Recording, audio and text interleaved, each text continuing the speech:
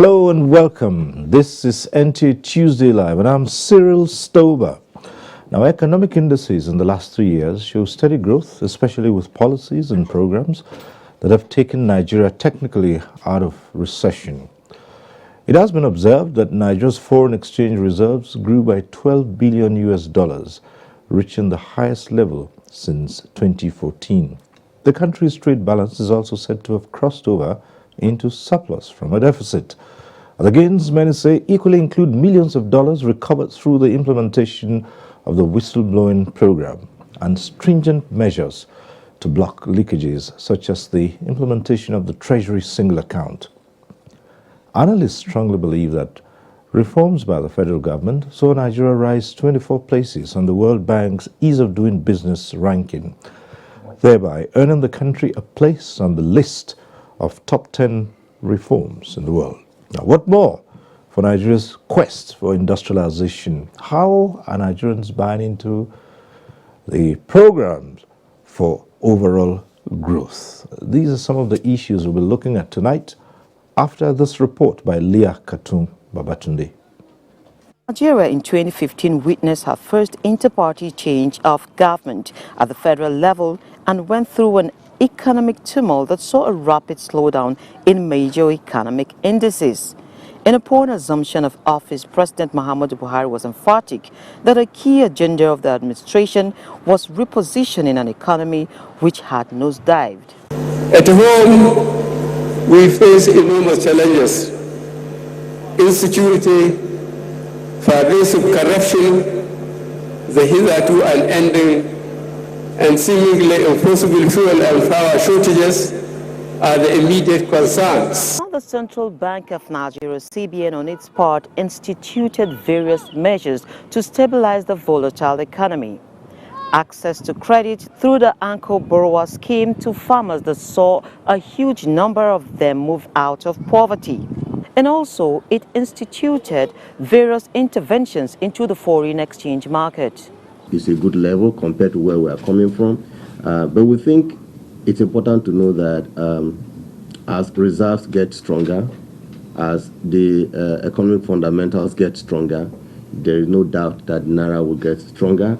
In recovering looted funds and addressing loopholes in the nation's revenue, the Buhari administration came up with a whistleblower policy where valuable information has been received by government on loots and recovery is ongoing. Also, the Voluntary Assets and Income Declaration Scheme VATS saw a good number of Nigerians come up to regularize their tax records. And we advise those who were holding assets outside under trusts or holding assets abroad who had not paid the right taxes prior to the transfer of those assets to come under VATS. The scheme has just been extended to June 30, 2018. Nigeria also went into treaties and agreements like the exchange of information to track funds abroad. Nigeria witnessed an improvement in the World Bank's Ease of Doing Business ranking. The more we do with the SMEs, the more we do with industry, the more we do with all the various players, the easier it is to attract investments. Early 2017, the government came up with the Economic Recovery and Growth Plan ERGP 2017 to 2020, a medium-term plan designed to combat the economic crisis, restore growth, and ensure sustained inclusive growth. We want to listen to what the investors are saying. We want to listen to what the private sector is saying. I want to see in what ways we can bend over backwards to accommodate what they're saying. Our overall target is to achieve the target set in the ERGP. But it won't be just through this initial labs. There will be other labs. It will be a continuing process. Recently, the government launched Nigeria Economic Diplomatic Initiative to, among other things, bridge the gap between local talents and Nigerians in diaspora, as well as help achieve the objectives of the Economic Recovery and Growth Plan. In Abuja, I'm Leah Katun Babatunde. That report sets the tone for tonight's discussion. Let's introduce our guest to you. I'd like to welcome to this program Professor Ken Ife, who is a macroeconomic policy analyst. Thanks for being here, Prof. Thank you very much for inviting me. Right, we're also joined tonight by Folarin Alayonde, who is a senior special assistant to the President on Economic Recovery and Growth Plan Implementation, ERGP, and coordinator of the ERGP Implementation Unit. Thanks for being here tonight. Thank you. Right. Let me also welcome to this program May Nasara Kogo Umar, lawyer, international affairs analyst on good governance and the rule of law. Thanks for being here tonight. Good evening, Nigerians. All right. As usual, we acquaint you with the procedure. At the appropriate time, you can get to be part of the discussion in the studio. The various platforms will be on your screen. We advise you to take advantage of them. However, for all those who will be phoning in tonight, we say this every Tuesday. When your call gets through, do us a favor, turn down the volume of your TV set. Just reduce the volume so that we can all avoid the hurlback or the echo. And the best way to know that your call has been passed through is you'll see your name appear on screen. Once you see your name on screen, it means your call is through to the studio. We advise you go straight to the point. Just go ahead, make your contribution, make your comment or ask a question, and do not bother too much about greetings. Just go straight to the point. And guests will surely respond to such issues as you might raise. So thanks for being with us tonight. Welcome once again to Tuesday Live. We'll start off by looking at the economic perspective, Nigeria's economic perspective in the past 3 years. And let's turn over to Professor Ken Ife and say generally, how would you assess the Nigerian economy these past 3 years? Yeah, generally, I would say that Nigerian economy has actually substantially gained more than what they would have lost in terms of confidence, in terms of capacity, in terms of what has been achieved. There's absolutely no doubt at all in my mind, because I fear less in saying the truth. There's absolutely no doubt in my mind that the strength of all that has been achieved over the last 3 years far outweigh the weaknesses that we have seen, either through inaction or delay in action. There's so many things that we will look at where things could have been better. But in considering this, I'd like to look at the situation that existed when this administration took over. Recall that for 2 years before the takeover, there was intense borrowing by the federal government. Incidentally, all that borrowing by treasury bills was to pay salaries. And so when the new administration came in, the president screamed because all the promises he made, he couldn't find anything in the treasury. Secondly, the first thing that he had was all the governors coming around, and there was like a bill of 1 trillion, which he had to meet to pay past salaries of governors. And so CBN had to find 600 billion debt management. So that was the kind of thing that was faced. Then, of course, we had an economy where the oil price dropped significantly from nearly 100 to about 30. The production volumes also collapsed.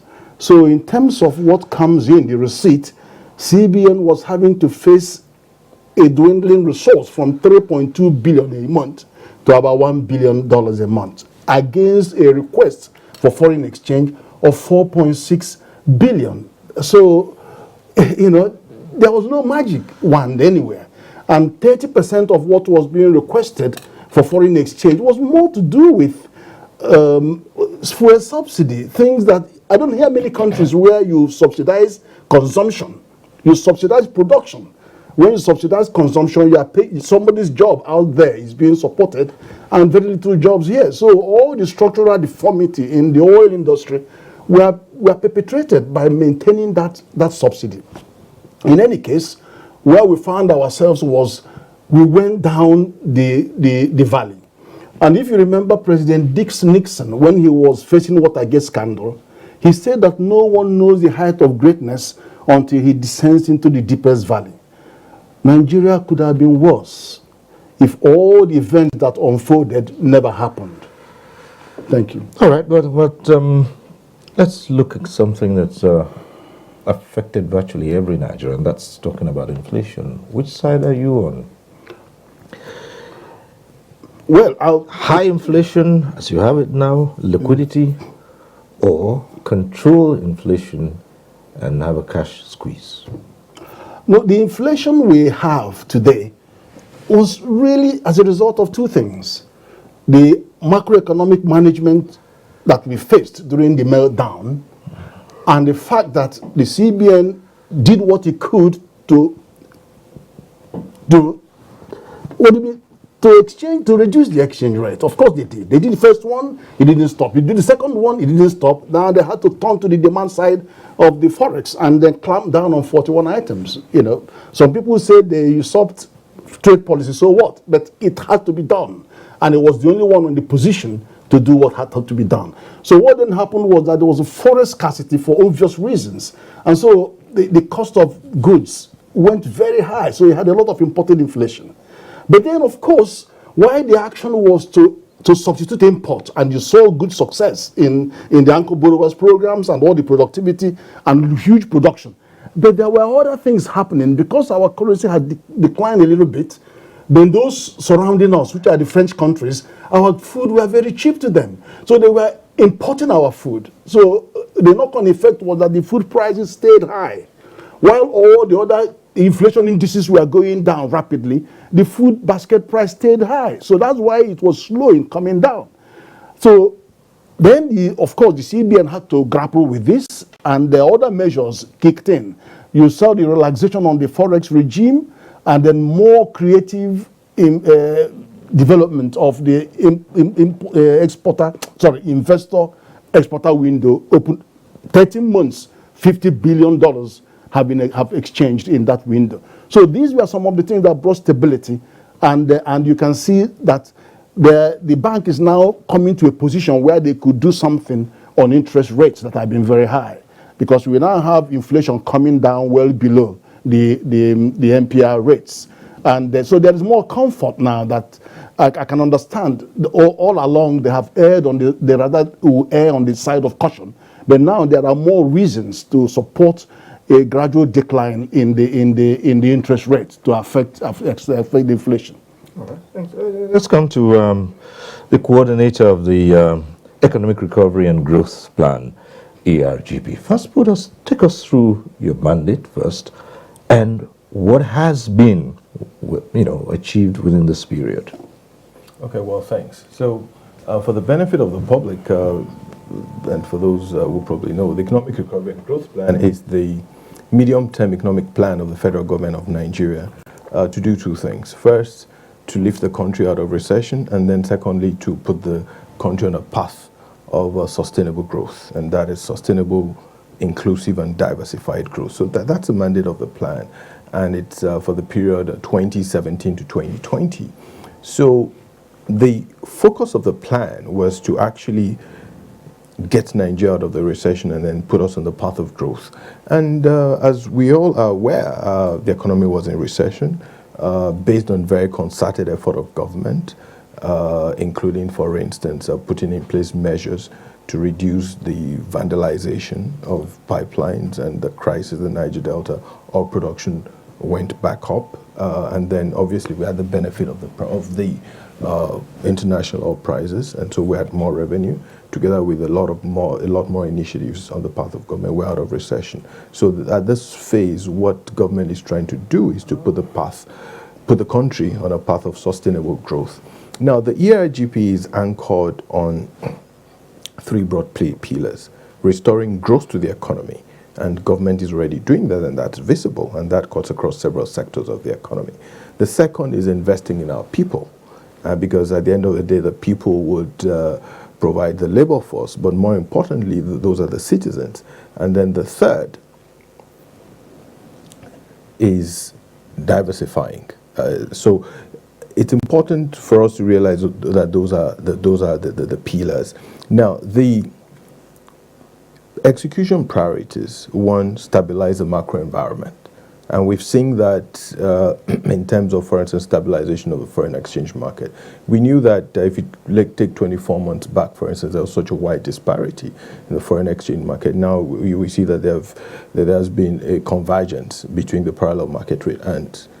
Yeah, but it's still up there, isn't it? Well, so I think that there's a difference between a divergence in exchange rates and the fact that you think the exchange rates are high. So the first thing was for us to ensure that you at least start moving towards a market-based mechanism. And we have started on that journey. We're not quite there, but we started on that journey. But more importantly is that you have some relative stability. As you are aware, these indices are reported on an alternative exchange. I mean, so you have some fairly objective mechanism of actually checking the stability in the foreign exchange market. So, but let me run through the priorities. The first is stabilize the macro environment, and interest rate is just one of them. There's exchange rate is just one of them. You've got interest rate, for instance, and several other indices, and we can get into that detail. The second is achieving agriculture and food security, and we're aware of the plans and ongoing initiatives by government, for instance, to ensure that we produce a lot more of the staple crops that we eat in this country. We, for instance, know about the growth in the production of rice, for instance. We know about the initiatives in tomato. We know about the initiatives in cassava and several other staple products. So those are things that we can, again, provide a bit more detail. So the second execution priority is achieving food and agricultural security. The third is moving the country towards energy self-sufficiency. We know that growth in that area, for instance, has been very gradual, but again, government is making a lot of progress. Now, the fourth priority is improving the transportation infrastructure in the country, and we're aware of the progress, especially with regards to railway transportation. Now, the thing with especially transportation infrastructure is that these are projects that have a 2 to 3 year gestation period. Right. And then, so you may not be able to see some of those visible improvements, but even if you look at, for instance, the very popular the very popular extensions, if you look at, for instance, Abuja to Kaduna that people are applying, or the extension, if you look at some of the other railway projects being planned, then you know that a lot has been done in that area. And then the fifth priority is industrialization through medium and small scale enterprises. And the fact that, as you did mention at the start of the program, that even the international community agrees that we have done a lot to improve the business environment, including for MSMEs. There's a lot of progress in that regard. So those are the 5 pillars, and we could get into a lot more detail as we go on. All right. Okay, let's come to Mainasara. And, well, for the citizen who's listening, might get a little bit confused somewhere between Professor Kenife and Falari Alayode when they churn out those figures and the indices. I suppose at the end of the day, it has to do with can I use my current resources to keep head above water, literally speaking? And yes, it's not very tangible when you come out of a recession. People don't see you, so technically you're out of recession. And the first thing someone asks is my living condition a bit better than when we were in a recession? And these are the questions the citizens would ask. Yes, certainly. For us to answer that question, we have to, draft the question in the context of Section 16 of the Constitution, which talks about the economic objective of the Federal Republic of Nigeria. The economic objective is that we should propel economic policies that will transcend better life for the citizenry. In other words, we should evolve policies that will really, tangibly and practically be seen for the upliftment of the life of the common man. For us to do that, we have to, reflect back. Before the past 3 years, Nigeria suffered a lot of economic, political, social, rather governance neglect for the past 32 years. These 32 years translates into the 15 years of the military rule.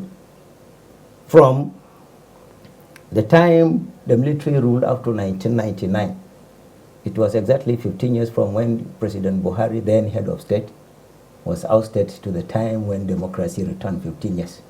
Then, 16 years. Then the next 16 years was from 1999 to 2015. So totality of these 32 years, For the achievements recorded within just 3 years, I believe we should give kudos to the government. For example, if you remember before 2015, Nigeria was in a situation whereby every month we have to go into borrowing for us to even pay salaries of workers. That is one. Number two, it has even reached a situation whereby even the foreign creditors do not even have the confidence of even granting any further credit facilities to Nigeria. Industrialization was zero. All the industries have collapsed down. Electricity, if you even have some towns that have electricity supply, it was at ratio level from so hours and so hours. Unemployment was rampant because of the closure of the second employer of industries, the private sector. And if you look at all these things, within 3 years, Nigeria has succeeded in having macroeconomic stability. First of all, the stabilization of the currency. Naira was dwindlingly falling down against the international currencies. Now we have stability. It is regaining its strength. That is one. Two, talk about foreign exchange. From about $28 billion that we were having only as a foreign reserve, now we have close to 60 billion foreign reserve dollars.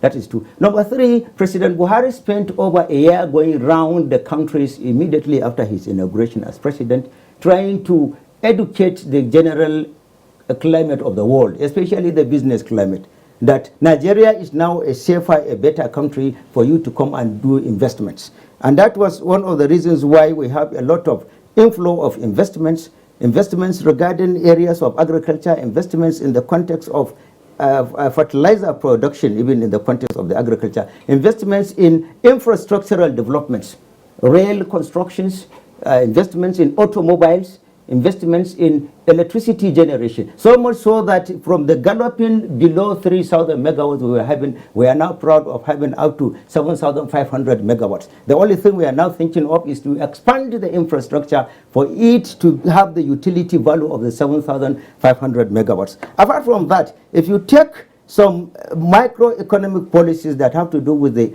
increase in the condition of living of a common man. For example, for the first time, the government has now taken it upon its responsibility to see the possibility of increasing the salaries of the workers to a living wage.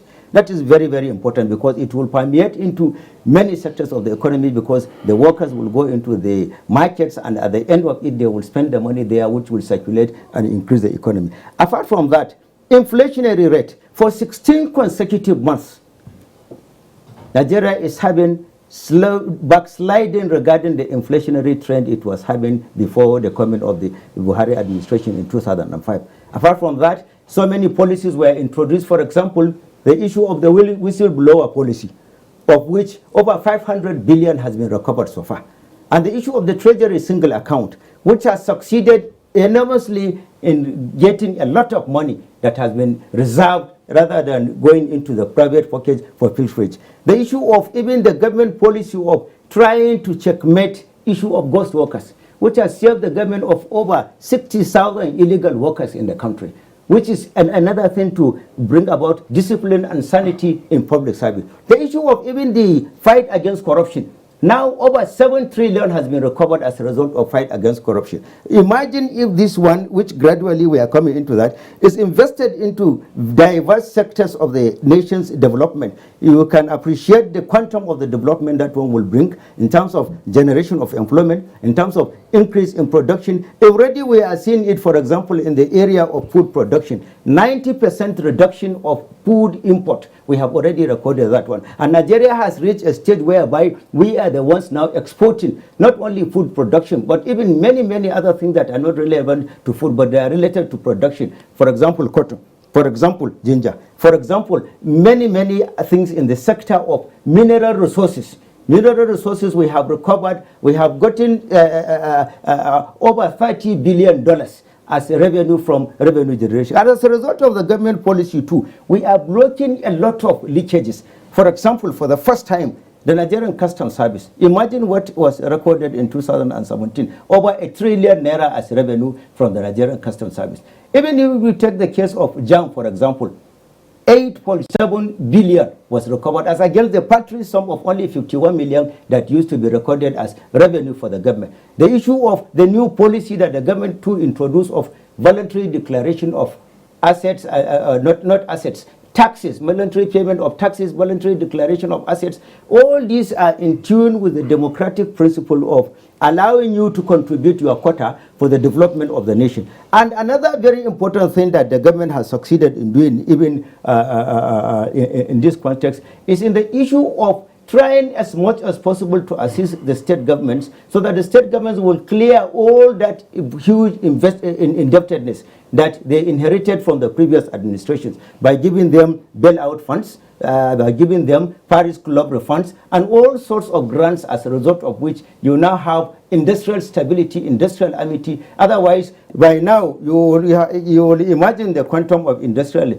instability we'll be having as a result of outstanding payments of workers' salaries that was going up to 20 months, 15 months, 17 months in various states of the Federation. So we have gotten stability in the context of the economy, and one thing that should be appreciated is that within the 3 years what has been recorded vis-a-vis the huge quantum of 32 years neglect, the government is to be given kudos in this context. All right, Minister, yes. Quite comprehensive what you have put forward. But again, let's look at the specifics. Prof, you did say in your opening comments that what was happening was subsidizing consumption and not production. That's now, right. Production also is dependent on the number of factors, and some of these are still challenging. Yes,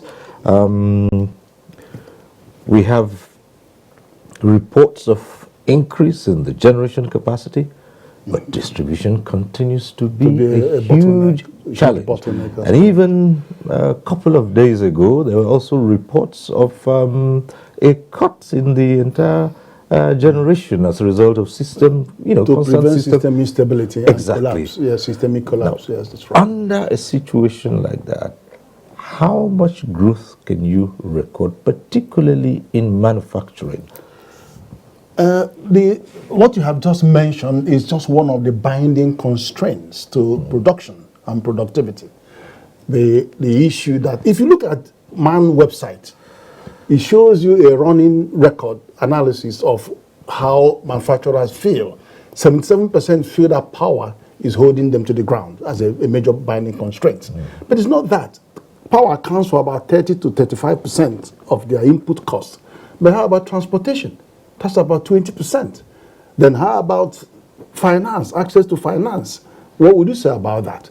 But insofar as you refer to manufacturers, I think they're having a good time with Forex regime because there's a critical focus on manufacturers in accessing Forex.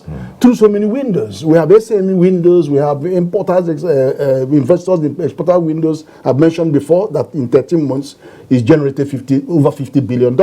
So it was very rough in 2015 for the manufacturers. And in 2016, there was complete meltdown of the manufacturing. It was almost minus 9% in the growth. It was horrible, horrifying. But it's all partly behind them now, because if you look at the purchasers index, it's been showing steady growth. Although when you disaggregate the data on the GDP, you still see a sluggish growth on the manufacturing sector, subsector of the industries. So to come back to that question, there is light in the end of the tunnel when it comes to manufacturing. And I say that because many of the big names that left Nigeria are coming back. They can only come back because of confidence, investor confidence. The Boots, the land, they're all coming, they're beginning to come back now. And when you also have investors like Germans that are now around visiting, they want to invest in Nigeria. You've heard Germans saying they have created 100,000 jobs, investing $1 billion, the revenue generating $1 billion every year. There are people, China, for example. China is investing in every aspect of our economy. And let me say this. When you look at infrastructure, which is what you have pointed at, in power, is mixed message in power. Although we are aspiring to 10,000, 20, 40,000, is a far cry from what this economy needs in terms of power. but it's still a significant effort going forward. Because if you compare Nigeria to South Africa, we have over 10,000 generating capacity for a population of 198 million. But South Africa has 55 million people and they have 47,000 megawatts. Egypt, 37,000 megawatts for 95 million people. So we actually need to have many times more than what we have. But having said that, if you look at what we have achieved over the previous 15 years to 2015, and then compare it to what has been achieved in these 3 years, you could see a quantum leap. So there's no doubt about that. But having said that, it is not enough. We all know that. If you look at rail, the last construction of rail lines in Nigeria was 1927. They compare that to the aggressive pursuit of rail program. Over $30 billion are in the pipeline of rail projects. And we do want them to happen because rail is the most economical way of moving heavy goods over extremely long distances. And it saves your highway. So that investment is not for 2 years, it's for 100 years. So we're doing the correct thing in rail. And I tell you what, there is a big issue about foreign borrowing because you saw IMF and World Bank raising the red flag on debt sustainability.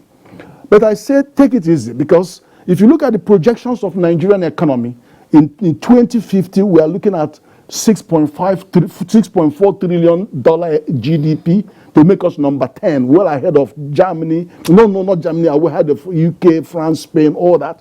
And then in 2030, $1.64 trillion. You can never move to those levels of future projection if you don't have your infrastructure with you.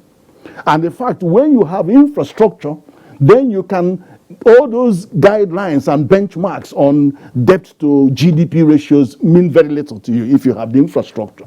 So we will invest, and we will continue to borrow to invest. But I have to say this, while the law says, the Fiscal Responsibility Act says, external borrowing only for capital projects, I will qualify that to say external borrowing only for commercially and financially viable projects. Let's use that for projects that are capable of retiring the loan, so that you don't have any issue of sustainability, debt sustainability. If government wants to do other such projects that are not economically viable, they should use their own resources to do those, so that we don't compound our economic future. Well, two things interest me here, and that's under the critical sectors of the ERGP, and that's agriculture and food security and investing in the people. Because ordinarily, that's what it's all about. So I'd like us to, examine that in more detail. Investing in the people as what today the people can say, yes, this medium-term intervention is well towards improving our well-being. I think I'll start with achieving agriculture and food security, because in reality, the people need food. Right. I mean, a hungry man's an angry man. Right. So if you don't get closer towards achieving food security, then you may not really be achieving the people-oriented objectives. So let's look at what food security means for a country such as Nigeria. So we're talking in very simple terms about getting closer to domestic production of our staple foods. We're talking about getting closer towards food self-sufficiency. We're talking about ensuring that we, as His Excellency the President said, we produce what we consume and we grow what we eat. So, what are the foods, for instance, that Nigeria consumes most? We all know rice. Nigeria is the largest one of the largest consumers of rice in the world. Per capita. We're talking about cassava and all the derivative products of cassava, what we can make with cassava. And then we can go on and on. And I'll just use rice as a very simple illustration. I'm sure we've heard very recently a lot of the pronouncements by the agriculture minister. And just looking at the quantum of domestic rice production, the reduction in import of rice, even when you adjust for smuggling, you'll realize that the country has made tremendous progress in the production of rice. The same thing you can say for cassava. And the same thing you can talk about several other agricultural products. You can, for instance, talk about tomato. Now, we need to bear in mind that the effects of this are going to be realized very gradually, because it takes a long time for you to actually achieve transformation, especially when you're talking about things such as agriculture, because it is not just a lot more of increased production of the crops that would get you closer to food self-sufficiency. You need to look at the entire value chain. So for instance, for rice, you need to ensure that not only do you grow more rice, but also that you're able to get that rice efficiently to the millers, that the rice millers are able to refine the rice and then package it, and then you can transport to the consumers. So the same thing you can say, for instance, for cassava. For cassava, there's the domestic cassava that we all eat in our houses, whether you're turning it into gari or whether you're eating the various formats, for instance. But there's also the industrial cassava starch that a lot of people do not factor in. There's also the sweeteners that you get from cassava. So for instance, a lot of us just eat cassava, but we don't realize that it has a lot of industrial uses. And that is, for instance, what the pharmaceutical companies use. That, for instance, is what a lot of the manufacturing users in your food and beverages use that as additives, use that as sweeteners. We're producing a lot more of this. Now, so the reality is, it is going to take probably another 12 months for you to see the full impact. But I would even use some recent report by the Manufacturers Association of Nigeria. I know that Professor Ken was talking about the fact that, yes, and yourself, Cyril, you did mention the fact that manufacturers, obviously, they have quite a number of challenges with power. But if you look at their recent report, you will find out that a lot of manufacturers have agreed that they are sourcing a lot more of their raw materials locally. In fact, for the multinationals, many of them are getting up to above 60%. So in the past half year, it has moved up to over 65%. And for a few of them, they're doing 70%. If you are doing 80%. So and I can mention specific names. So if you look at some of the multinationals, I'll talk about Nestle, for instance. I'll talk about PZ, for instance. You talk about Dufil Foods, for instance. So these are specifics that anybody can go and find out. So there's been an increase in the local sourcing of raw materials. So when we talk about agriculture and food sufficiency, first you're saying that even the companies, the corporations, the industries, the manufacturing companies, they begin to use more of local raw materials. But we're not just quoting statistics and saying that in the past 18 months, local sourcing has moved up to above 65% and for 70% for a number of companies. We're saying that translates to increased jobs. Because the reality is, so prior to 2015, quite a number of the mid-tier companies were obviously doing a lot of importation.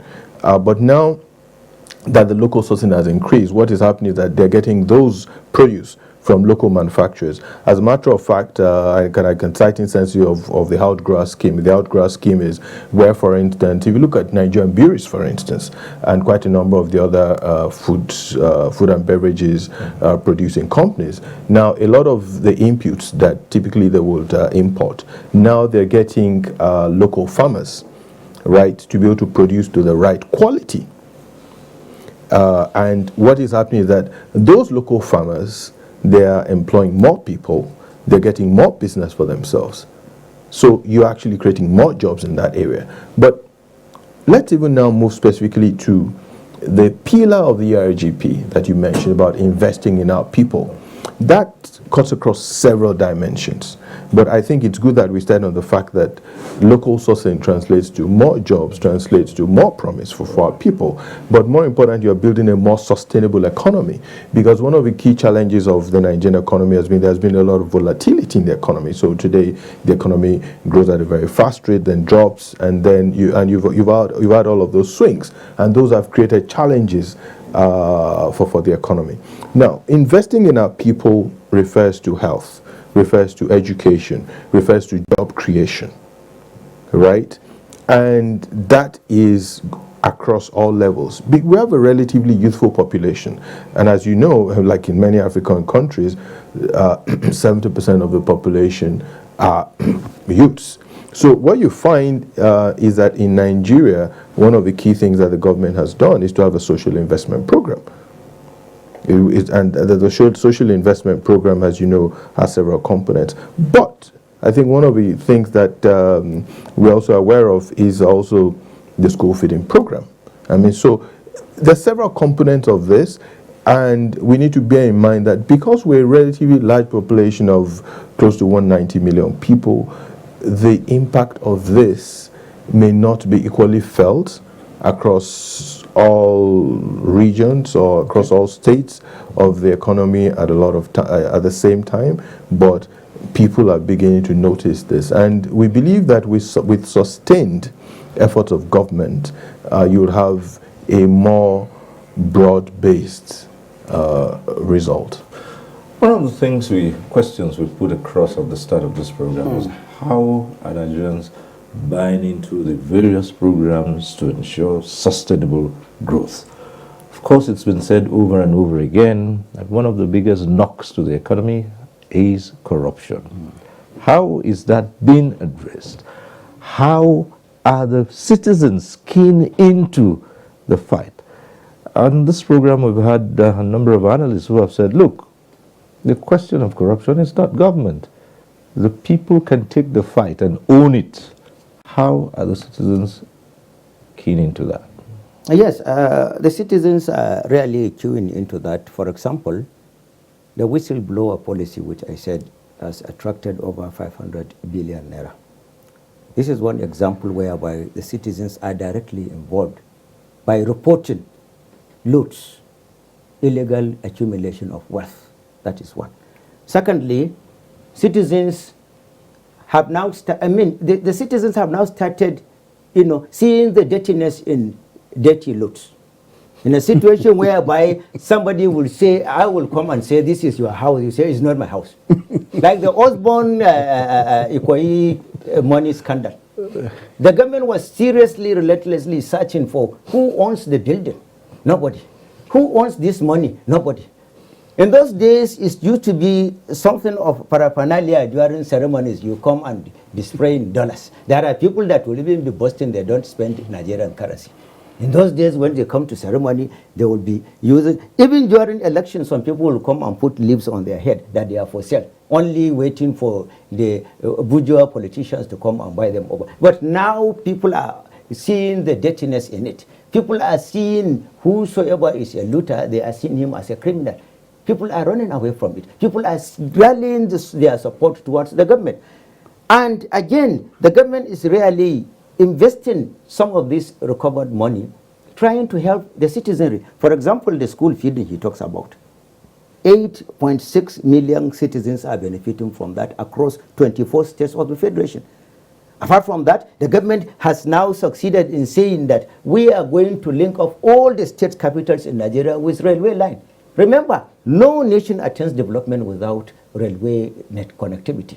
Railway connectivity will spring off a lot of economic activities. Apart from that, even the encouragement of people to be more towards production has succeeded in seeing us increasing our export by 80%, which means increase in coming into reality with the fact that it is what you labor for that you will get.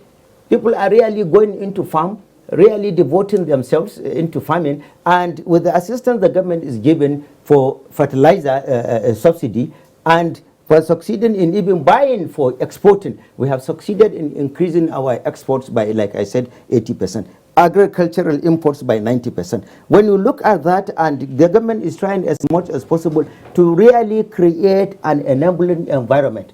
Look at, for example, the 3 euro bonds, $4.5 billion.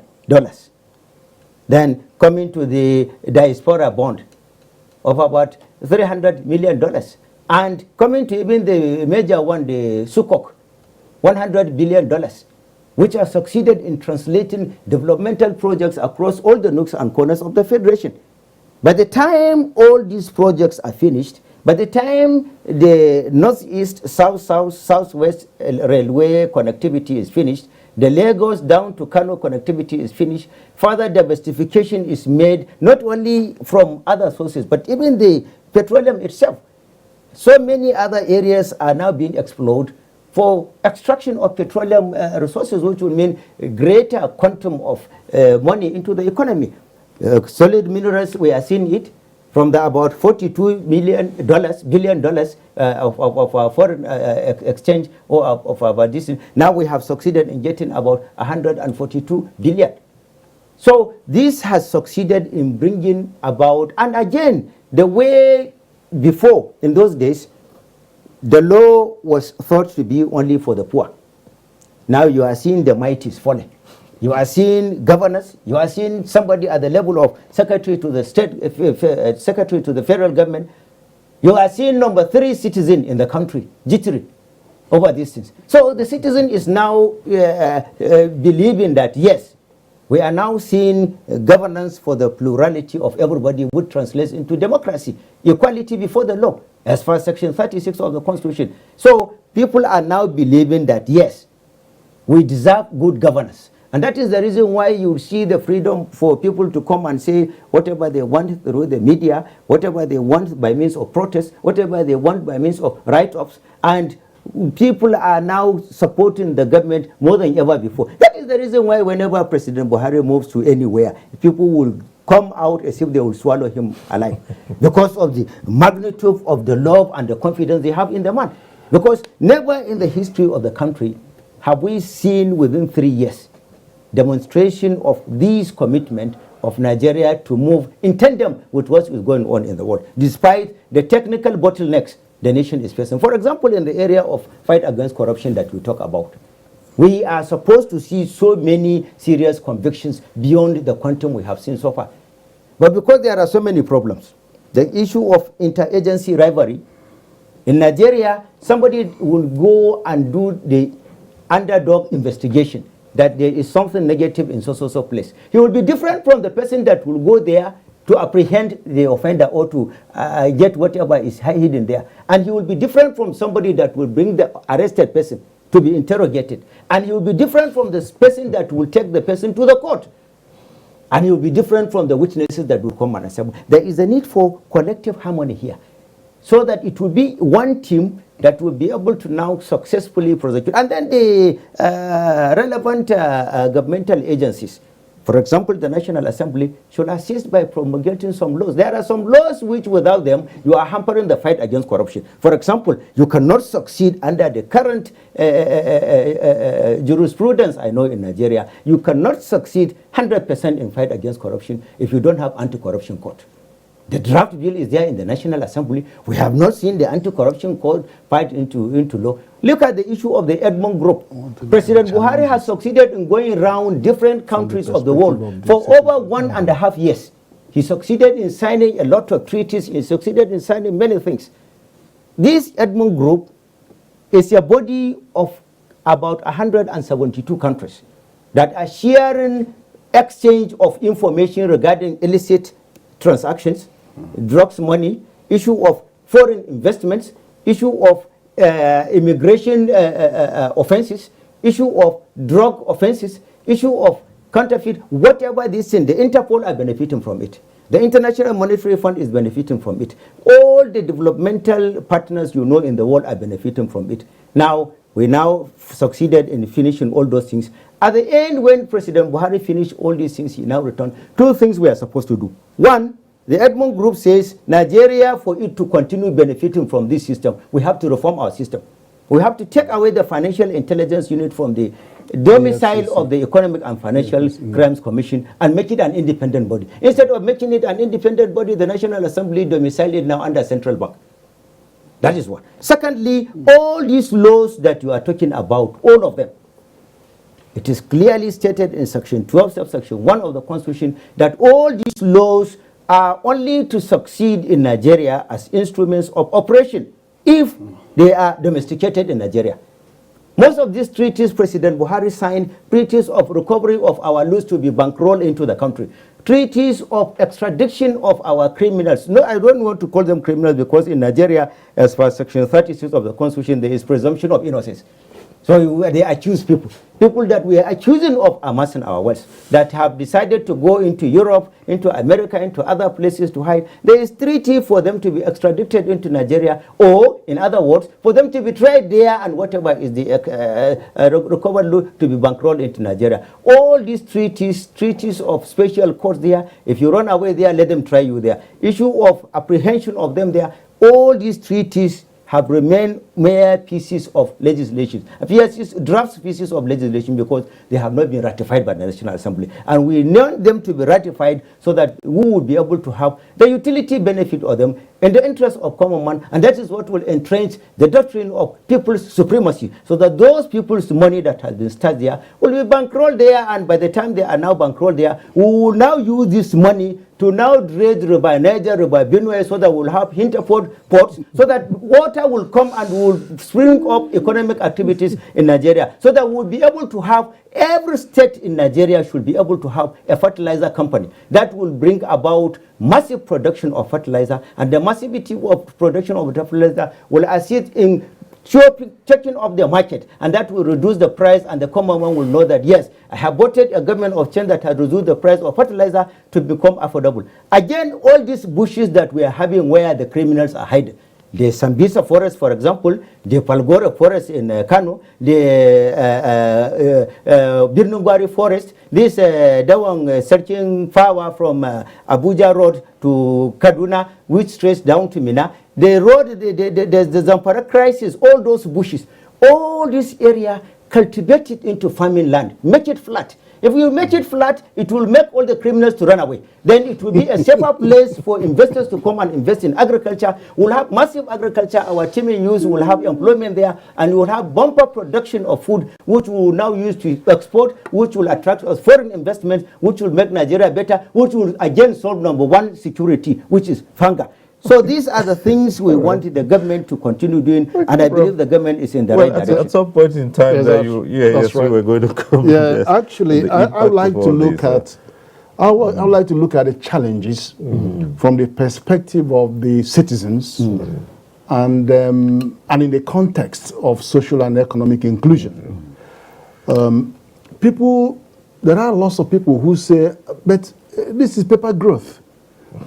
They also say that this is jobless growth.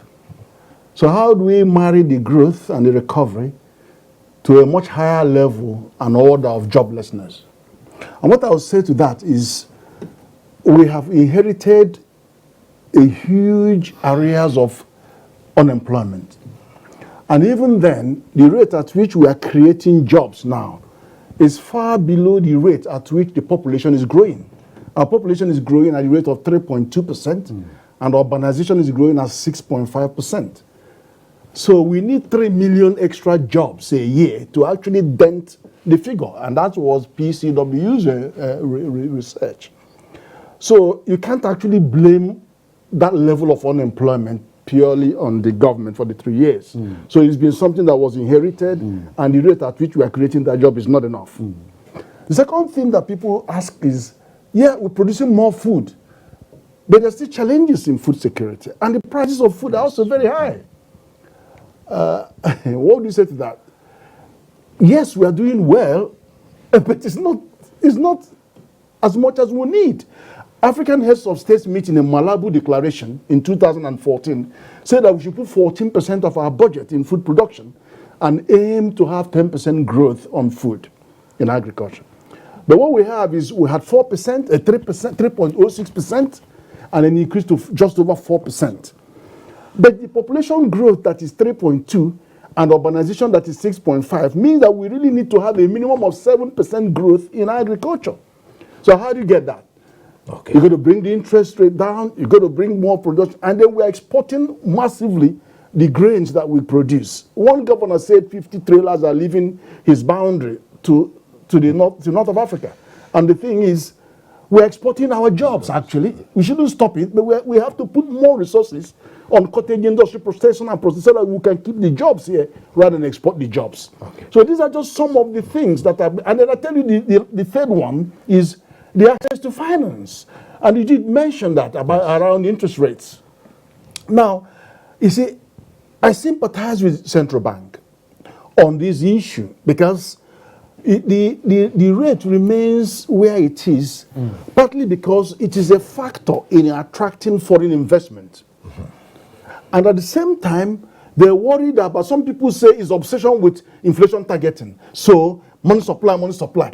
But that is the core constituency and core mandate of the bank, of the CBN. So, whilst they are doing a lot of development intervention, putting funds out, they still need to maintain their core. So if they would rather err on the side of caution to fighting the money supply. And you know the election is coming, so there's going to be more money coming to circulation. But having said that, CBN has a strategic trust on SME finance.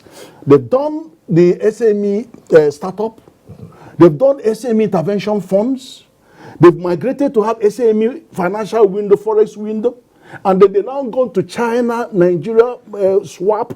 All of these are part of a continued strategy to deliver access to finance to SMEs. Okay, so it's not that they abandoned that. Right. We'll return to the issue of interest rates, but we do have our first caller on the line today as one of our regulars from Birnin Kabi, Umar Anache. Hello.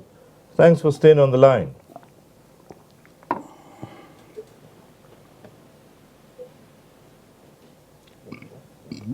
Umar, are you still with us? Yes, thank you. Good. Good evening. Good evening. I'm Umar Anache calling from Birnin Kabi. You see, TSA, IPPIS, BVN, whistleblower, and lot of things in order to block leakages were fully implemented. This is a kudos to this government. But a lot needs to be done to block this. At the time, you and I know that the implementation of the thing, what do you call it? This thing. Nigeria is not get out of recession simply because of those government policies. We are getting out of recession simply because of the change of fuel prices. That is crude oil prices. At the same time, this crude oil prices, NNPC is not remitting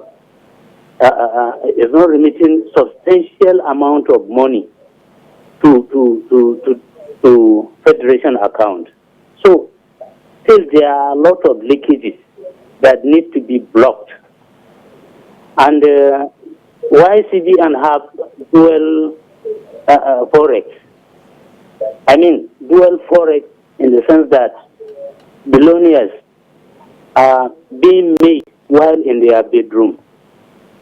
You have a certain amount of money, you extend it, you find somebody that would extend it for you, you get government price and go to the parallel market and sell it. So it is better to have single forex market. So may God continue to bless our country. Thank you. All right. Thank you very much, Umar Anache. At this point, we'll take a short break. When we return, we'll look at other issues about the economy in the past 3 years and how to sustain growth. Stay with us on Nta Tuesday Live. We'll be back shortly. Nigerians, our fearless officers and men of the Nigerian military are winning the war against Boko Haram. Today,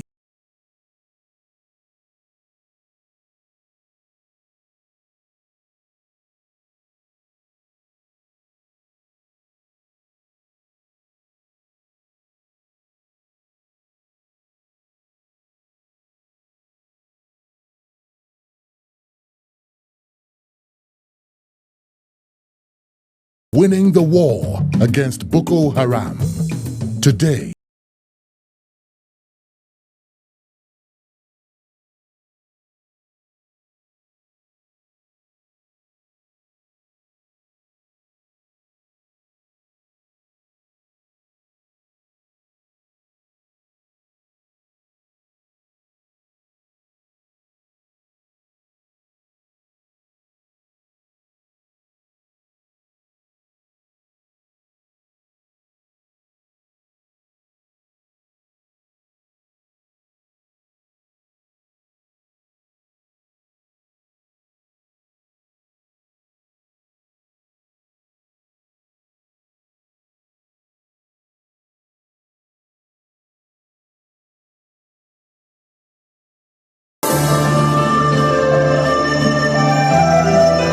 Sinoni Restaurant, serving authentic, delicious, and healthy Chinese cuisine.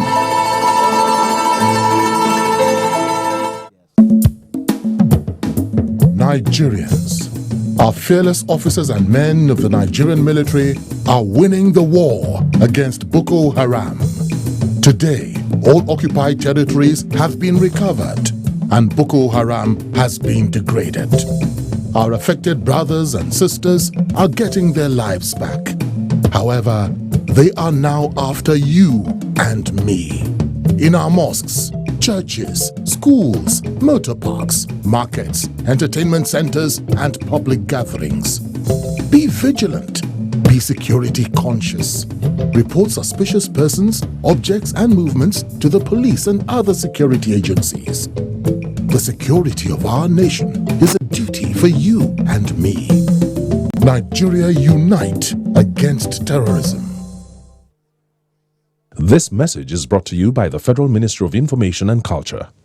The struggle for independence had been a long and tough one. Our founding fathers and compatriots sacrificed their comfort and even shed their blood. We cannot at this point in history afford to spirit away their sacrifices for immediate but temporary gains of today. Let us emphasize what unites and not what divides us. Working for the unity of purpose with a stronger vision for a better tomorrow. NTA, growing with the nation. Nigeria, the only country we can train with remarkable potentials to excel. Let us believe in ourselves and change our attitude for the sake of our country and generations unborn.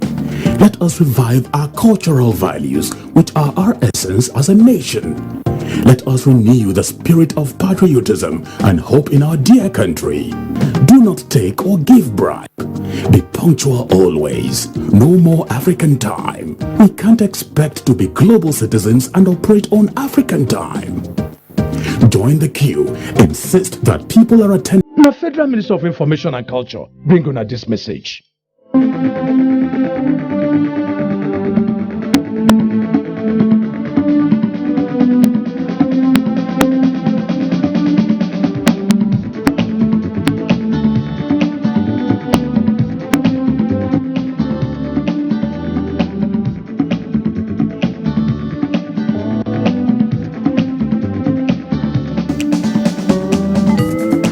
Nta Tuesday Live, a network issue-oriented innovation talk show. Thanks for staying with us. The people speak.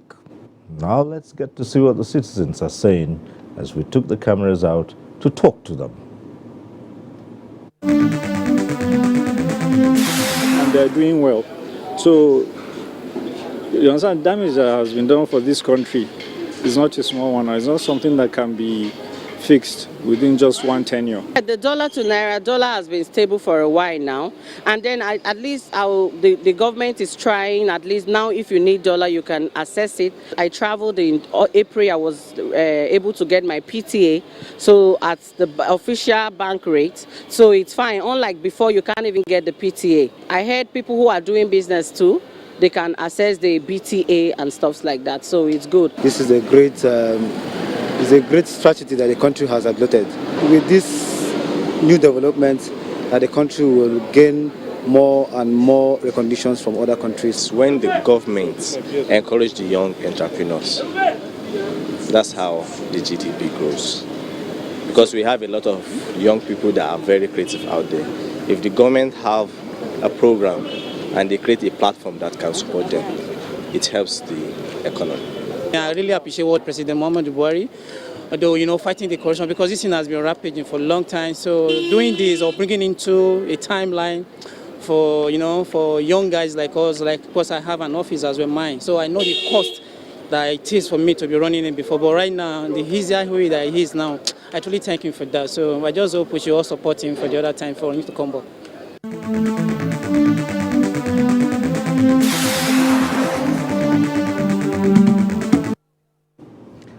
All right. The people there speaking out their minds on how they see what's been going on the past 3 years. But back here, Prof, let's look at one of the issues that have always been raised, and that's mainstreaming, integrating the rural economy into the national economy. How can that be done? A lot of times you do hear people say, yes, there are commendable initiatives which have been taken, but they see more of these initiatives at the national level. How are the states, the local governments keen into this? Very important question, actually, because federal government accounts for just about half of the economic activities, and the states and local governments account for 52%. So we need to see both parties working together. And the pure reason is that economy is on the concurrent legislative list. It's not like armed forces and external affairs that are on the exclusive legislative list. Now, secondly, the local government and state government are closer to the businesses. So we need to carry them along on many of the things. I'll give you one example. One notable thing that was achieved by this administration, for which we actually need to give them credit, is the use of executive presidential orders in fighting the business environment. And we saw the result. Nigeria has been hostage to so many indices, and we are in the last quartile of many of these indices. Logistic Performance Index, Global Competitiveness Index, ease of doing business, and the Global Enabling Index, even Happiness Index. We are so at the bottom, and these are unmovable. So the presidential order showed that we can actually do something about this. So in the ease of doing business, they set target and they exceeded the target. And then you can see the effect on literally investor confidence took a boost. And people now know that, yes, we can actually do business with this country. But having said that, if you look at the rural areas, the big challenge is what they call demographic time bomb, which was suggesting that, and Ban Ki-moon says, by 2030, our population would have grown to about 300 million people. That's by our growth rate, current growth rate. But the fact of the matter is that the urbanization, while we are growing at 3.2%, the urbanization is growing at 6.5%, which means that by 2030, the 50% that are now in the rural area, the rural balance, will go to 75%. So 75% of our people will be in the city, living the rural area. And the big challenge is that the average age of our farmer is about 65 years. So a lot of them are already on the departure lounge. Some have got tickets, some have got boarding pass. So who is going to grow the food we are going to eat? And the people in the rural areas are going away because the infrastructure are not there. All of them want to do their social media. So you can't tell the young people to sit in the village. So we need to bring in mechanization, get young people into the kind of agriculture value chain area where they can participate. And I can see that happening. Last Thursday, the government committed itself to a PPP to bring in 10,000 tractors, aiming to do 1 million over the next 15, 20 years. So that is positive because you can now see things that will draw young people into agriculture. Okay. We have a next caller. This is from Kaduna. Hello.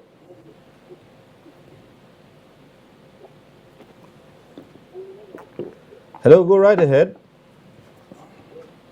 Hello, good evening. Good evening. Hausawa is my name, calling from Kaduna. We've really happy about the program that is going on. It's 3 years of change. That is from the point of economic situation of the country. Actually, this government is trying in terms of the economic diversification.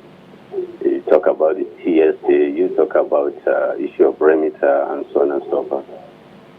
But in the area in which I'm expecting this government to do more, then that the SA to President is there with us, I would like you guys to really add more effort in the area of issue of, or let me just say the issue of assistance and the hyperinflation that is going on in the country.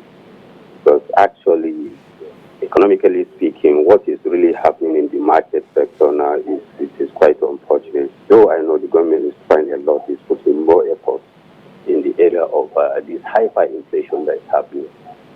And another area that I want this government to really put more effort is in the area of harmonization of salary scheme. If you look at the civil servants in this country now, actually they are getting it difficult because of the hyperinflation. You see that somebody is working in the CV and another person working in, let's say, another private sector, but all of them, they are federal government workers. But you see the disparity of the salary is quite different. So in that area, I would really like this government to really make some selective kind of selective packages, not all the or let me just say and so on and so on. So although I know some areas are kind of generating agents, but if really this government wants to fight the corruption, the government needs to really look into these issues, these disparities. So I would really like the Prof and another, I guess, is it Coco or whatever, you guys to really help us to speak with the president, because it really seems to continue going on like this. I see no reason why corruption will stop. But in a situation whereby you see that government is, is putting more effort, there will be no reason why for you now you see a dime passing through your table and put your eyes on it. So you guys will really help us to speak with the center and look at this issue critically. It's one of the critical areas that our government will get up. Thank you very much. All right. Thank you very much. Well, I was worried about inflation. We started talking about this here earlier. So, well, I'll ask you to respond to that. They specifically mentioned that that a lot more needs to be done. It's acknowledged that yes, government has done a lot, but it needs much more to be done. Absolutely. And firstly, let me say that the federal government does recognize that the fact that when it comes to employees or people who work for the government, whether for the federal government, or state government, or the local government, or even for workers across the federation, it's very important that people earn a living wage. And as you are aware, the federal government did launch a committee to actually look into the living wage, into the minimum wage, and their ongoing efforts to ensure that this is addressed. On the side of inflation, one of the notable things, and we do sympathize with the fact that, a nominal drop in inflation may not be very visible to the average citizen immediately. But if you look at the statistics, where you find that the inflation rate has been dropping consistently over the past few quarters. And that is very, very, very important. So if you recall, in the past 18 months, we've seen the inflation rate drop from over 15% down to about 11%. And that is at least 4%. So this is notable. And the important thing about this is that it has been directionally consistent. So for almost all the quarters, you've seen a quarter on quarter. And in some half years, you've seen a month-on-month drop in inflation rates. So government is doing everything possible to ensure that do everything possible and legitimate to ensure that the inflation rate continues to drop. So the other bit around wages is also something that government is actively looking into. But I think it's important for us to know one thing. Government's focus is also on improving productivity, because we believe that the more the average employee, the more the average citizen can produce, right, then the more there is to actually consume within the economy. Sure, right. In addition, it's important to mention that a lot of this also lies within the purview of the state government. Right. So this is something that all tiers of government must continue to work on. But the point is noted. All right. Okay, we have our next caller from Jos. Adamu calling in from Jos. Hello.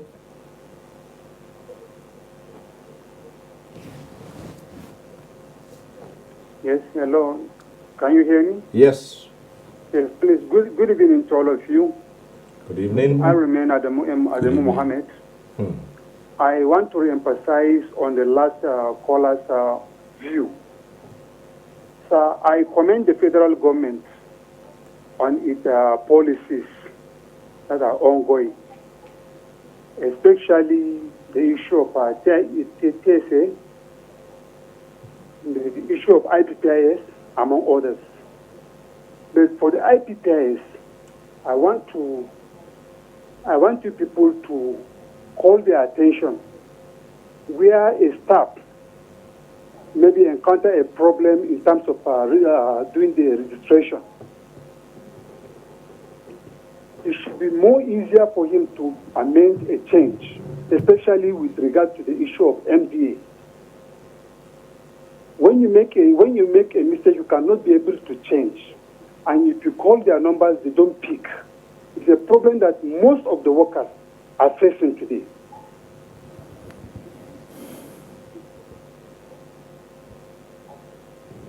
All right. Adamu, are you still there? Oh, dear. Well, I think that, he was able to get across that very important aspect of the challenges with the IPPIS. And, Adamu, just keep trying, and perhaps you'll get through to us again, and then you can chip in the rest of the things you actually wanted to talk about beyond the IPPS. But that as well, you were able to push across before the line went off there. And again, it's in tandem with what the earlier caller had said, that they want this to be conveyed to the appropriate authorities, and it's good that the Senior Special Assistant to the President on the Economic Growth Plan implementation is here with us. So that's another one of the calls coming through. Sure, I mean, definitely. Because, for those who don't know, obviously the IPPIS, that's the Integrated Payroll and Performance Information System.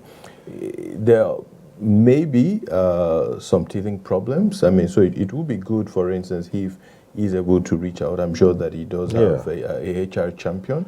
If he's able to reach out to that person, and then, but I would also try to see if the channels for addressing some of these unresolved issues can be made more public. Okay. So that people know exactly where to go to when they have these issues here. Because so many have also raised the issue of not being able to effect corrections on the system, and that also leads to bigger challenges.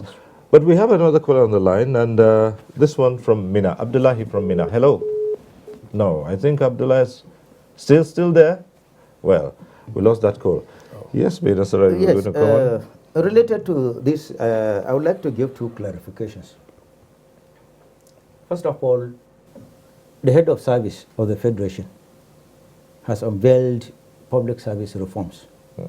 The number one point in the public service reforms is harmonization of the salaries of the various ministries, departments, and agencies, so that there will be one streamlined type of arrangements. So that will take care of the apprehension of the earlier caller regarding some organizations are having fatter salaries scale than the other. Exactly. That is one. Secondly, on the issue of the inflation, I look at it from a different angle, because from January 2017 to date, we have gotten 18 successive months, statistically speaking, inflationary rate is dropping for 18 successive months. I think it's a kudos. The problem is not the issue of inflation, but the issue of the quantum of money in circulation in the economy. I think that is where the problem lies. And it has to do with the fact that most people have decided to hide their money in fear of bringing them out for them not to be tagged as the looters of our economy. So many of them. You discover that we are now in a situation whereby if you want to sell a house or a car or whatever, anything that is above the level of myself as an ordinary man, for example, it will be difficult for it to be marketable in the Nigerian economy because people are running away from bringing out money for fear of the consequence. That is one. What I will advise the government to do in the circumstance is to inject the recovered loans. The more you are recovering loans, inject it in so many developmental sectors of the economy so that the citizenry will now see, yes, we are seeing a lot of, we are glad now industrialization is taking up in the country. Textile industries are coming back. Automobile industries are springing up. Bata, Nestle, Coca-Cola, many industries that either were moribund or completely shut down are returning back into the country. That will absorb the teeming unemployment. Unemployment is one of the factors. The second one is lack of enough money in circulation. I think government should, as much as possible. Luckily, we are about to enter into the political period, during which I believe a lot of money will come into circulation in the economy. Would that be positive or negative, seeing the role that money plays in politics? No, it's positive because we are talking in the context of individual increase of his pocket size. That is the most important thing we are talking about. We are not talking of theory. We are talking of practical. Okay. So that people will have a lot of money to buy as much as they can, so that people will have a lot of money to even invest in agriculture, to invest in crafts industries. We'll take that up with Prof later on. But let's just quickly get this call in from Delta. Chris calling in from Delta. Hello, Chris.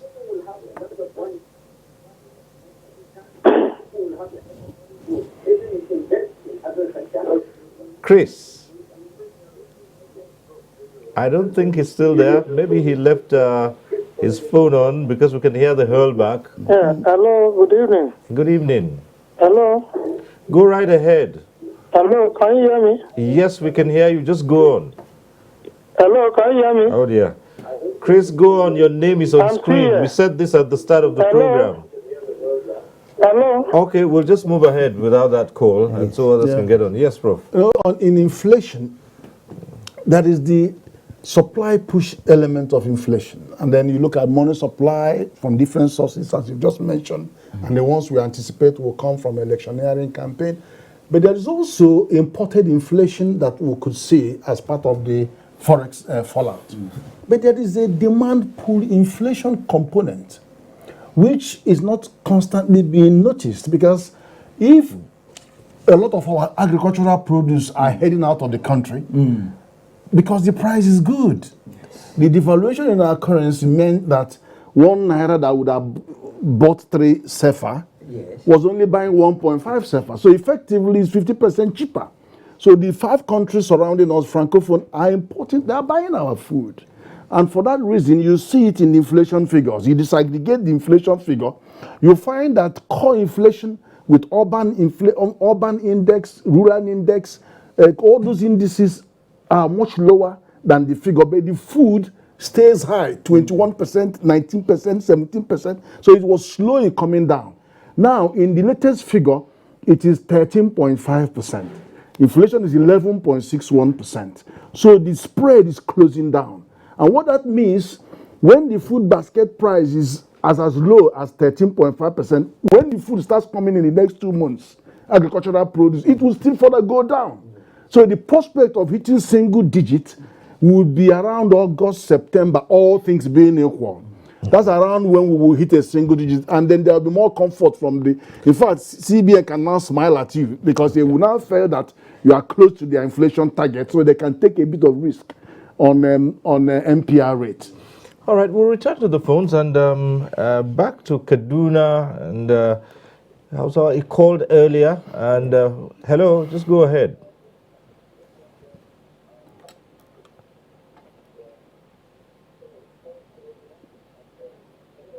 Yes, Mr. Sere, in addition to what Prof said earlier, actually, I would really love to dig more into this issue of public service reform. The issue of public service reform.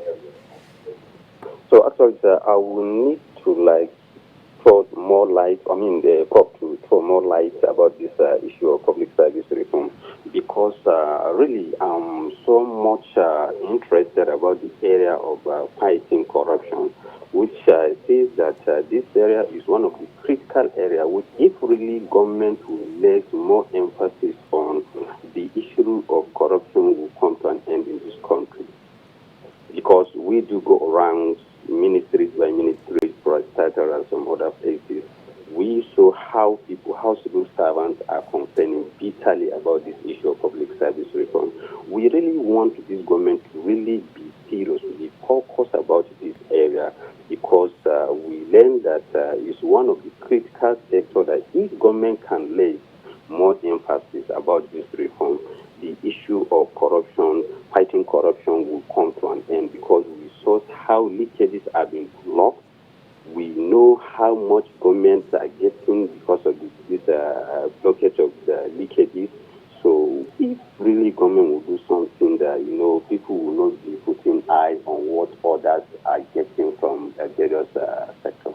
I would really love the SSE to Mr. President to take on this issue critically to Mr. President, because I know and I believe I'm very optimistic about the president. This our president is really fighting corruption to stand still. We know how people are trying to hide under the umbrella of being sent to prove about that they are sent, they are no more looters. So if the government will focus on this issue, really go a long way. We should forget about the past. Think about the present and continue to think about the future. It will really help this our generation. All right. Long life Nigeria, long life Mr. President. 2019, by God's grace, will be Mr. President. Okay, thank you. Well, yeah, thank you so much for your contributions. And again, still along the same lines, I believe that there's still quite a lot of things to address in terms of turning around the performance of the civil service, especially in the fight against corruption. Well, again, his thoughts were very clear there. But, Prof, there's still one more thing. Now, this is one issue that quite a number of Nigerians still do not understand, and they really don't know what it is all about. It's just been put across that this is one of the ways to drive the system, to make it better, the China swap. And people say, what is this? They can't understand what it is. And all those who have attempted to talk about it have spoken about it from those technical terms which the citizen cannot really understand. Now, let's look at businesses from Nigeria and businesses from China wanting to import and export. Normally, if I'm a businessman, well, I am a businessman, but what I would do is to quote out the quote in dollar and then go to the bank and ask the bank to provide dollar for me to pay for products from China that was quoted for me in dollar. So I will buy dollar will get to China, they change it to RMB, and then I will have to have two costs of Naira dollar exchange and cost of RMB exchange. The same thing the other way. When they want to import from us, rather than quote in Naira, we'll quote in dollar for them. And then they will procure dollar, and dollar comes back to the cost it multiplies. But it's not just that cost alone. There's also element of time that goes into this, and also the fact that many people are excluded from the market because of all these. And then there's a pressure on our our foreign exchange, because our foreign exchange is about 48 billion. If you imagine 5-6 billion going out from it from dollar, then that's going to go away. They're going to now have renminbi. You can actually go to the bank, any of those 4 banks, and say, I want to open renminbi account. They will open a China RMB account for you, so that you actually buy the RMB and then pay with the RMB without having to go through that. Thirdly, this will promote growth, the growth in our trade, because China is our second biggest trade, actually the biggest trading partner right now, from 25% to 35%, and it's going to grow more because more people will come into this trade. Even though $2.5 billion is the figure in the picture, but it's going to multiply. It's going to be a multiple because it's like having a facility and then you are using it as you pay, and so it will increase, and it will also increase in the future as the demand is demand driven. Right. So there's a lot that it could give us. And look at the other thing is, even though our oil is priced in dollars, right, and normally to be neutral, but as a country that is the biggest importer of crude, and we're not selling to crude to America, and then India is the second. Now, there is a moral obligation for China to want to take more of our crudes, at least to have balance of payment. Otherwise, a trade war will start like with America. So that is all that. And then also consider that big investments coming into Nigeria in the order of $10 billion and railway $5 billion. The only way it comes from that now is from China. So it would increase trade. It would build more confidence in the business we are doing with them. And with that confidence, the size of the budget would increase. The tempo of economic activity would increase. And 3 African countries are already in the boat, and many are lining up to enter into the same boat. Okay, let's try and get this call. If the caller is still there. Hello? Abdullahi from Mina. Hello? Yes, go right ahead. Hello? Go ahead, Abdullahi. Good evening, sir. Good evening. I appreciate the panelists there, and I'm highly impressed with the performances of Professor Den and Nasara.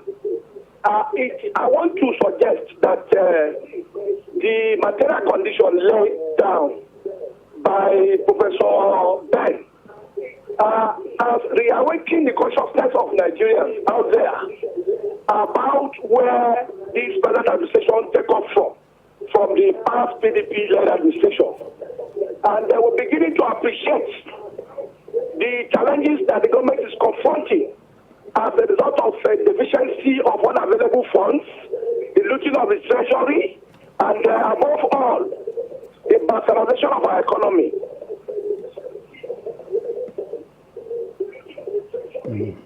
Interesting.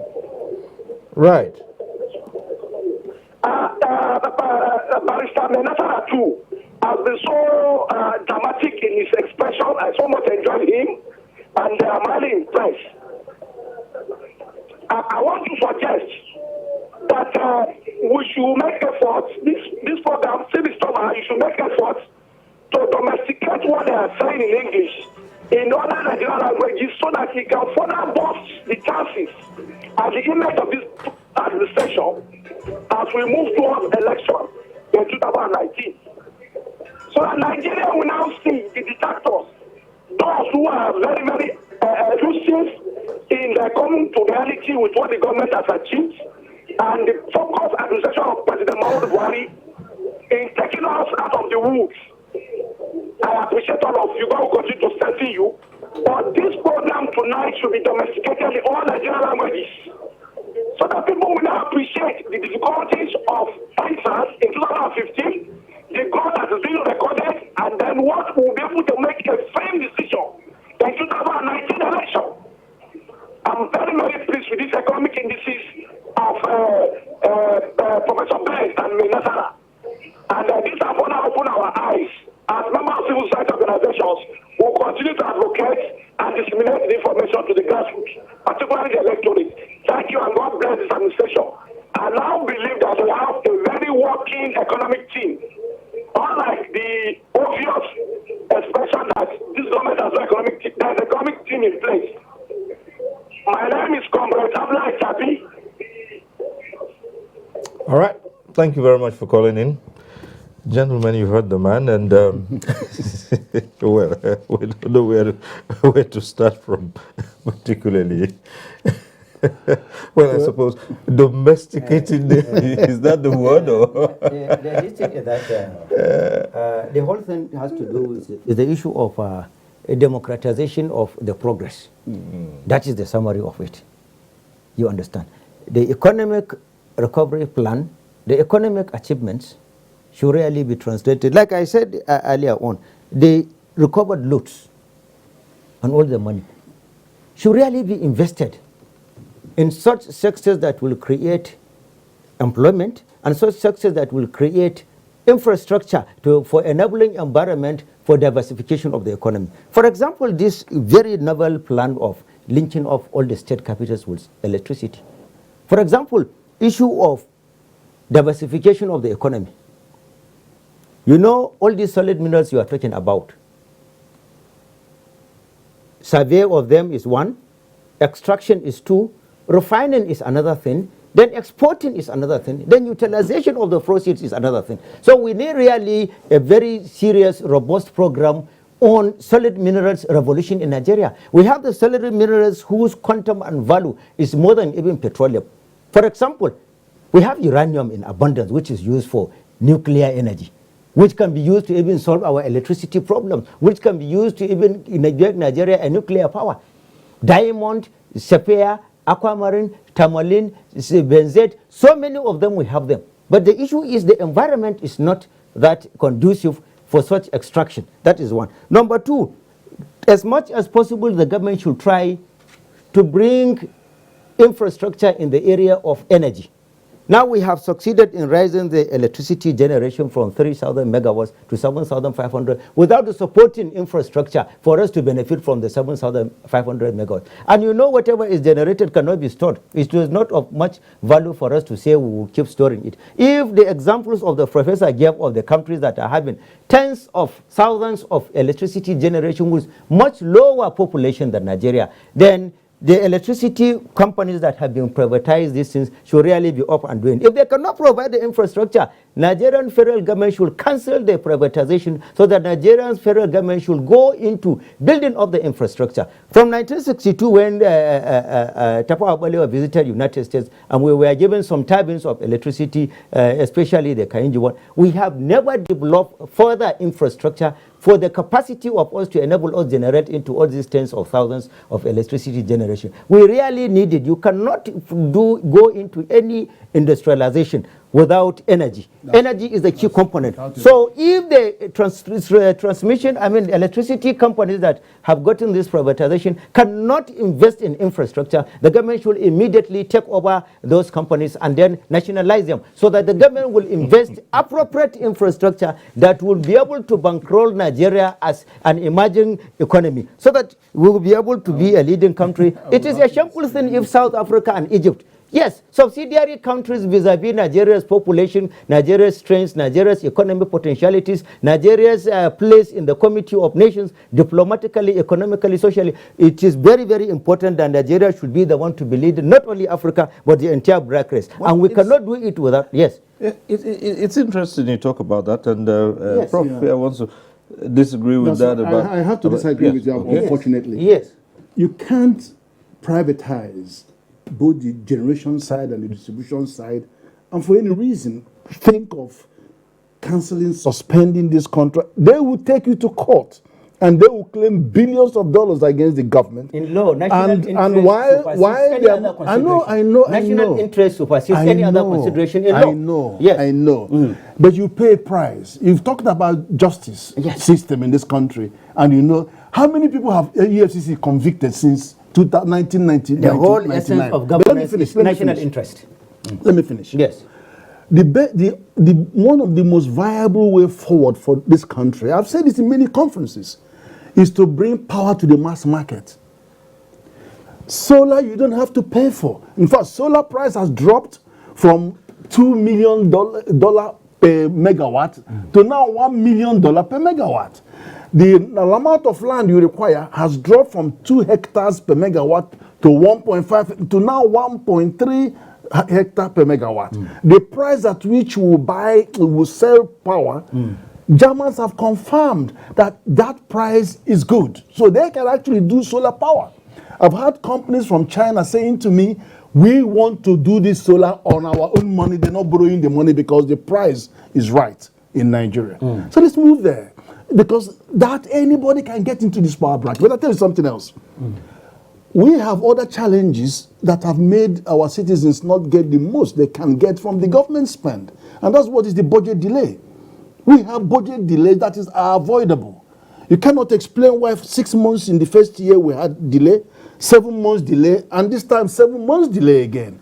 That is, you're taking away 2 years from the people to gain from maximum spend from budget. The budget is it will be signed tomorrow, hopefully, yes. And I congratulate the President for going to do that tomorrow. The issue of budget has to do with the issue of national planning. We are neglecting national planning. Right. In Nigeria, we do budget without taking into cognizance our growth rates, our indices of increase in population, our demography, our different socio-historical and cultural peculiarities. We don't take into cognizance all this. We don't have the statistical details of our birth rates, death rates, the age group, age from 20 to 30, what percentage, what are their needs. We need to really check. What has it got to do with the delay? Planning is very important. It is when we have sound planning system, we'll be able to have fiscal discipline. And that is what will bring about the 12 calendar months of budgetary execution to start from January and to end in December. If I am President Buhari now, this budget, I will sign it and restrict its operation for only June to December. Then so that January we will be able to start a fresh budget on the correct pedestal. But that one is only possible when there is harmony among the three arms of the government. I think it's important just for us to have the facts straight. Yes. That the executive has continued to transmit the draft budget to the National Assembly on time. I mean, so I think it's just important for us to put the facts right. But the issue is this.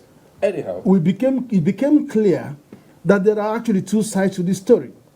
Because the leadership of the Senate and the House of Assembly said that by end of February, 3 months down the line, they went to President Buhari to inform him that only 50% of the MDAs have defended their capital budget. Yes. And so, even the releases aspect, even if you have the budget, the releases aspect is not adequate to propel the economic to the quantum of the development we want to reach. Okay. But I wouldn't accuse the national planning of anything. I'll tell you why. For years I have been clamoring for national planning, for goodness sake. Do your quarterly monitoring. Yes. And bring it to the public domain so that the oversight can be done. Exactly. And then you have an opportunity that there are 3 quarters that have been oversighted before the final budget comes. Yes. But they have done that now. They've actually been publishing the quarterly reports. But the issue is that I'm asking the Assembly, why are you not doing oversight? And they tell me that the funding of this and funding of that. And I don't understand that. Need for synergy among the 3 arms of the government in the national interest. All right. Well, gentlemen, we're about rounding off now. But we still have to, just as on a final note, and this for Larry Halayundi. Yes, we have appreciated on the ranking of ease of doing business. How has that impacted? Well, so if you do speak with investors, for instance, they will tell you that now they have easier entry to Nigeria. The process for migrants at the port, so for instance, you get to the airport, business people, they're able to get visa on arrival. The business registration process is much easier. So prior to now, you needed to get a lawyer to go to the Corporate Affairs Commission, and then you spend weeks, if not months, for you to register your company. Now you can try it, you can do it within 24 hours online. You don't need to get a third party to do it for you. So the whole idea is that the whole process for businesses has been much, much simpler. But let me tell you what, that's only the beginning. Government this year, we also launched and ran the ERGP Focus Labs. And that is in the process of unlocking $22.5 billion of investment in this country. That is to accelerate the implementation of those projects. So there's a lot, and if you speak to investors, there are fundamental improvements in the economy. And we are going to run more labs, and time may not permit us to go into the detail, for instance, of what we did in agriculture and transportation, in power and gas, in manufacturing and processing. So now, for instance, gold refining licenses have been issued in this country. You do have a gold a national gold policy to be able to guide also, for instance, on how do you refine your gold, would you sell it to. You have mining licenses that were delayed, they've now been released. You've got investors, for instance, who were in agriculture trying to actually sourcing a lot of local raw materials. So there's a lot of fundamental things being done. And as I mentioned, these are things that you start seeing their big impact 3 months down the line, 6 months down the line. So I think the big messages out there is there's still a lot more to come. And we want to remain focused on getting and delivering this economic improvement to the people, and will not be distracted. All right. I actually have to say, in fairness, that the Economic Recovery and Growth Plan is the most robust document that I have seen over the last 2 decades. Robust in the sense that this document has marching orders for every MDA that is involved in the planning. 6 key pillars, 60 policy action areas, and we said, but where are the indicators? And they had to come out with those. And how do you lock them into the budget? And they had to do that. Now, if you take the CBN knows it has things to do. You have an order to increase the net domestic lending to the private sector, to increase from 10.4 to 19 point something%, and then you have to decrease the lending to the public sector in the same way, in the reverse direction. They know that they have to tackle inflation. You come to debt management office, they have their targets to rebalance the debts and then bring down the domestic lending down to 60% and up this to 40%, creating a net saving of about $168 billion in naira. Then you have, take them one by one. Everybody has, you take petroleum, they have to reject, you've seen the bill that has been hanging around for God knows how long. The governance part is out of the way. And then you see the refinancing, the rejigging of the production oil contracts, that they are now seeing the units capable of now. So they freed about 700 billion. So there are many things that are hidden in there that are actually good news. But I have to say this. Let's see the monitoring report on this. Because you must see the monitoring report so that we can name and shame the MDA that are not doing their job. So that's what I said to my colleague. I said, get the monitoring report out so that the People's Parliament will take them to task. Name and shame MDA that are not delivering to this document. It's a very excellent document. The target, robust target. And don't forget that 2015, 2016, no development partner wanted to talk to Nigeria. They said, you are in recession, let us see your plan on how you get out of recession. And it's only when that document hit the ground that they all now came. Now we are awash with resources, money. Where you want it, come and borrow. But we've got to make sure that this is being done and maintained. Okay. Well, 3 things are necessary for us to really achieve progress as postulated by Prof. Regarding the National Economic Recovery and Growth Plans. The first one is that, as much as possible, we should look at it like our rolling plan. Tally it, juxtapose it with our budgetary appropriations for the periods of the 2017 to 2020, so that we will have the legal basis of executing them. Secondly, the National Economic Council should be off and doing. All the governors are members there. This thing is very important, that every state governor should domesticate this at the level of his governors, so that we'll be able to have transcension. Exactly, state version, so that these things will transcend to all the parameters of the nation building. This doctrine of saying that everything should be at the federal level, in consonance with Section 130 of the Constitution that says that the president is the chief executive officer of the federation. Every person should consider himself as somebody responsible for President Buhari in the capacity he finds himself. All the governors must tune in.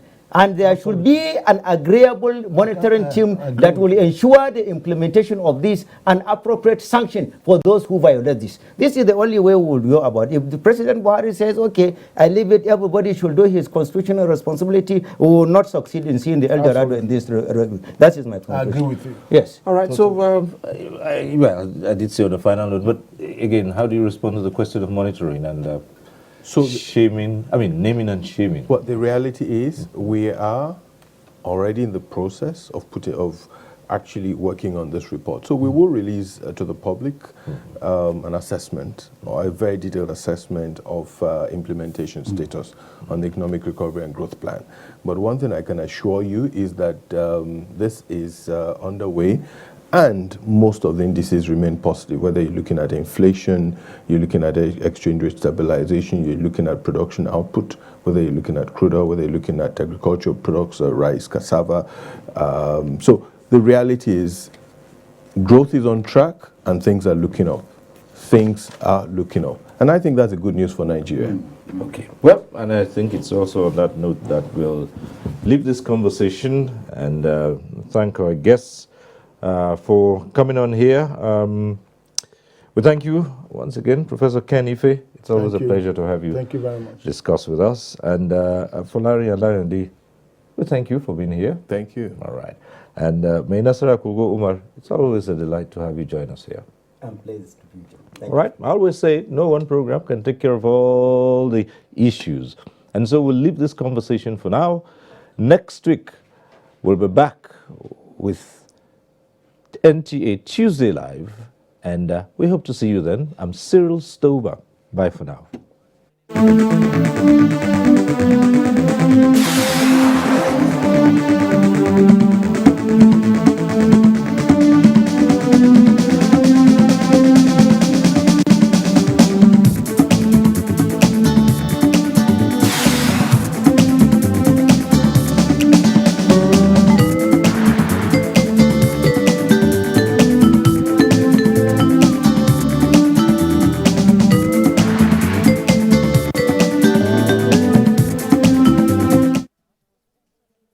You are watching